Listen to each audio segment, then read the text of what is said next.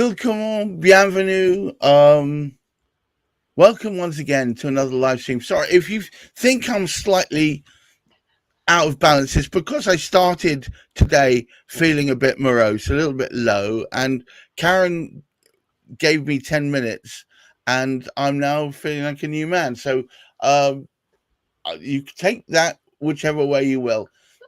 I want to talk about today's topic. Today's topic is called Leave the Door Open. Now, that refers indirectly and directly to some of the stuff that's been going on within your life at the moment. It's left you feeling a bit not out of balance, more about resolving balance in some ways. Would you agree? Absolutely. But what do you mean? What does this expression mean? Explain it so that people can understand what our thinking is here. Well, more often than not, what we tend to do is we make a decision and we decide, no, I'm not going to do anything. It's dealt with, it's done with, and I'm just going to shut the door. Yeah. And that's basically in relationships, in business, in our health issues, all kinds of. I'm never going to do that. Yeah. That's it. I'm done. Right? Yeah. Those sort of things. Right. Okay. And that's what I basically did. I decided that, okay, my mother's passed. The relationship I had with my brother and sister were very much challenging on top of my mum's situation. And it was like, nah, I'm not. Once it's settled, that's it. I'm done with it. Circumstances forced a conversation between myself and a family member. And that conversation has now led to the rebuilding of the relationship, which truthfully, I never, ever expected. Yeah, you counted it out, really, hadn't you? Yeah. And absolutely. Your plans, your future plans were, I stopped that. Family's gone. End of story. Family's gone. Story. We've talked about this before. So I'm going to be challenging now. So bear with. Yes. Do I have your permission to be a bit yes, challenging? You do. Okay. You know me. Okay. I do, but I still. So was that you being weak? No, absolutely not. No way. I told you I was going to be challenging. Well, some people might say you made a decision. You didn't stick to your decision, did you? You softened up and let them creep back in again. But they haven't crept back in. It was a conscious decision cool. to attend that phone call. I must admit, I was not happy the fact I had to, because I was then going to confront family members that basically, as far as I was concerned, I'd dealt with, and that was the end of the story. The only contact I was having was because of mother's estate. Right. But that was it. So other than legal stuff, you had no need. No, none at all. So in a way, was it Providence forcing your hand, or was it you making a decision to Providence forced the hand, but I noticed that with myself and with clients, things happen that force us to actually acknowledge that something's perhaps not finished, or that there's still more information to come in, or actually maybe our decision is based on false information, because hindsight is wonderful. Isn't it just?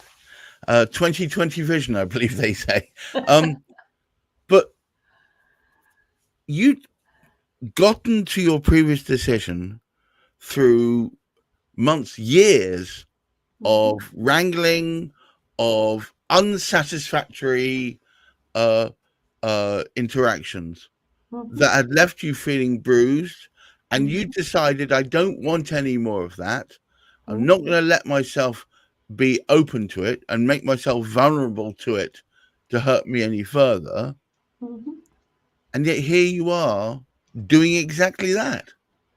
But then again, I listen to my intuition, I listen to what I feel, and I'm willing to explore. And that phone call had to take place for legal reasons. Right. I wasn't about to say no to sorting something out that had to be sorted out for a legal No, that would have reason. been churlish, but Yeah. So it was a case of, okay, this conversation has to take place. Let's keep it as short as possible. Deal with it. That's it. End of it. But you never know. Circumstances happen.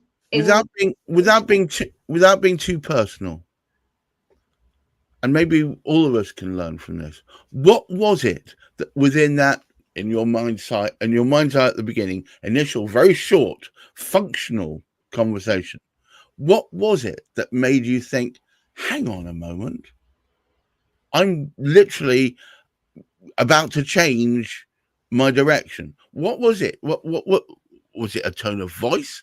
Was it contrition? Was it that you were proffered an apology? Was it that? Was it the fact, did they take advantage of that call to make a statement, or was it them, or was it you that made the change in direction there? The circumstances were that there was supposed to be 3 of us on the call. Initially, I turned up, and the other party turned up.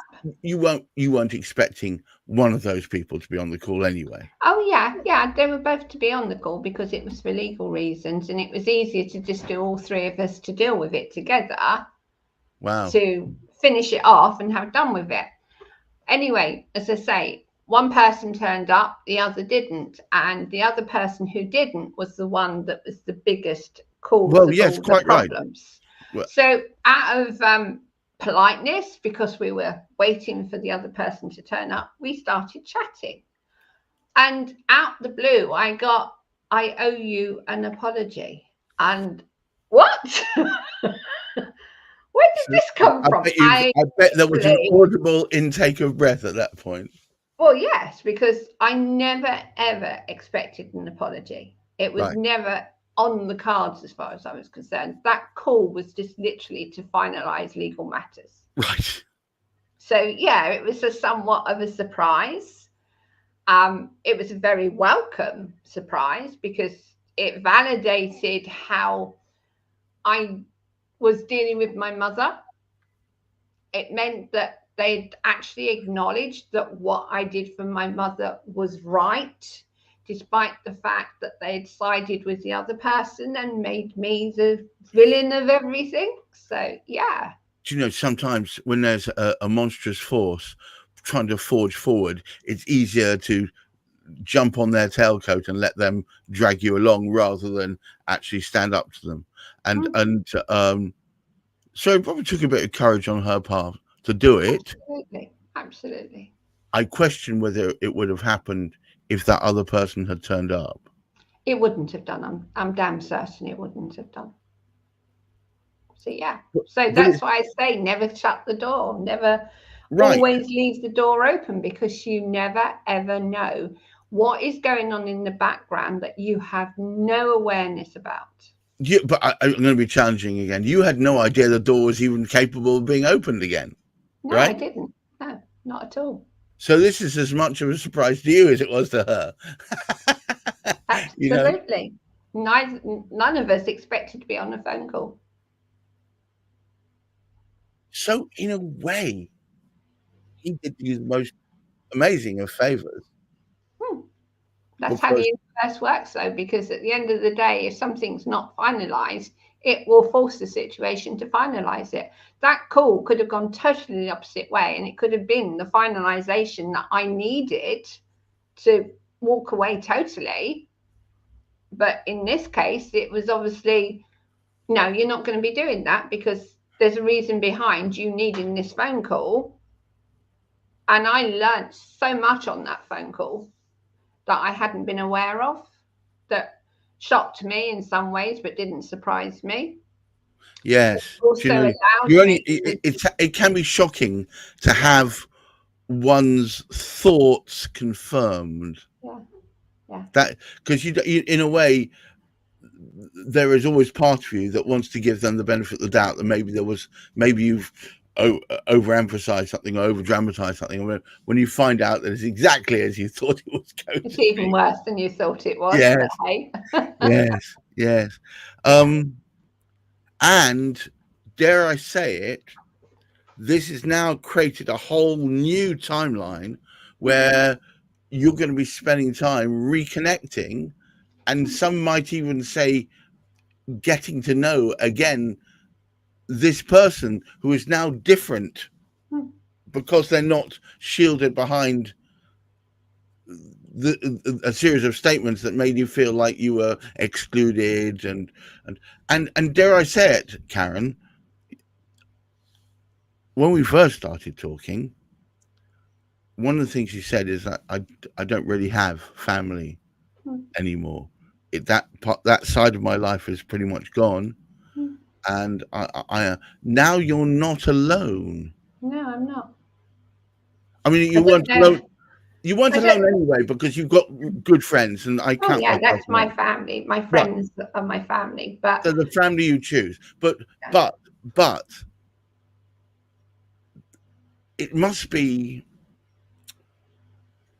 it must force you to reconsider how you perceive family now. Not necessarily, because at the moment, yes, we're talking. I mean, early days, and I'm trying not to run before I can walk, but it's gone from blank wall to door. Yeah. And I've been willing to walk through that door just as much as the other person has. Right, right.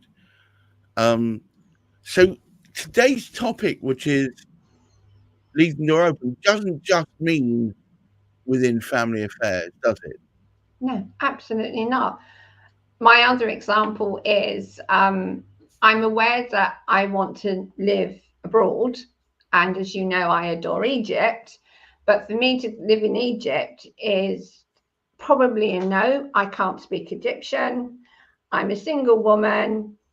There's hardly likely to be any contact with the women simply because they don't have that kind of relationship with outsiders. So Egypt was never going to be a place I could physically live permanently. I can go and visit it, I can spend time there, but not to live. So consequently, it was like, oh, where am I supposed to live? Come on, give us some ideas and such like.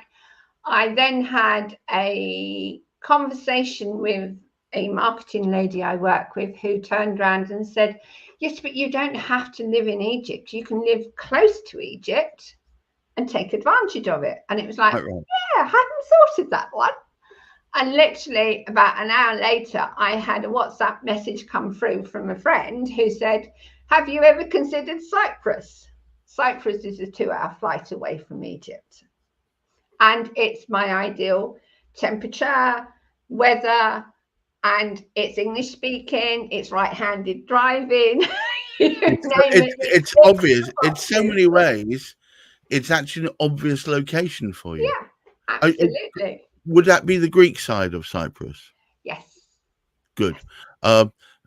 Because I'm a very good contact. My part of helps me runs portion of my business is based there, and I know that he would adore to help point you in the right direction. But the majority of Cyprus teach English as a second language there anyway. Yeah. So there's been an English contingent there for many years. There's still an English outpost there, and there's certainly a mix of both English speaking natives and also expats there. So it's in many ways a sort of ideal location for you. Absolutely, but I'd never ever thought of it. It wouldn't have dawned on me. But this is the thing. If you allow to remain open, you get answers so rapidly. You know, and in dealing with my mother's situation, that allowed me to then let go of grief that I hadn't allowed to happen. Right. because I was still in this stage of, I've got to deal with this. I mustn't be vulnerable because I don't want them hurting me again. But in actually receiving the apology, it then allowed me to be more open because I was allowing myself to have the grief that I needed to go through, which then allowed other situations to ease because I was more relaxed about everything. Wow. So never shut the door, or never say you're going to shut the door and not be willing to open it again. And I think on that bombshell, I'm going to bring this to a close. But before I do, I'm sorry, forgive me. I want to make mention of Egypt, because since Karen's epiphany and self-discovery, as it were, she's taken it a step further, have you not? Oh yeah, I'm setting up, or have set up, a retreat in Egypt. But I've also now added a time frame of February as well. So there's the October one, but there's also going to be a February one. Do we know when in February it's going to be? I'm still in conversation about that at the moment, but yeah, there will definitely be a February one as well. So we have this. Yeah. And if you want to know more information, I suspect one of the first places you should go is there. So KarenBashford.com. And also, please hit her up on LinkedIn, or myself, and I will point you in her direction. If you want to find who you are without the encumbrances of the whole of modern life still there ticking away in the background, you have to physically remove yourself from all those distractions. And what with an oasis, the desert, and a fully supportive group of people around her, this Egyptian retreat will do exactly that. I think we'll talk more about this in our next session, but for now, if you want to find out more, please visit KarenBashford.com, and let's get you going on achieving that wellness by finding yourself more in balance. And thank you once again, Karen. I personally am indebted to her because she set me on a better path just this morning. And yes, there's no amount of money you can pay for that. I was feeling a little lost, and a few words and a silly exercise. Forgive me, I'm not denigrating the exercise, but it was, and I'm feeling so much better. To all of you out there, please keep your feet on the ground, keep reaching for the stars, leave the door open. Yes, leave the door open and look after that mental health. Thank you once again. Bye-bye now. Bye.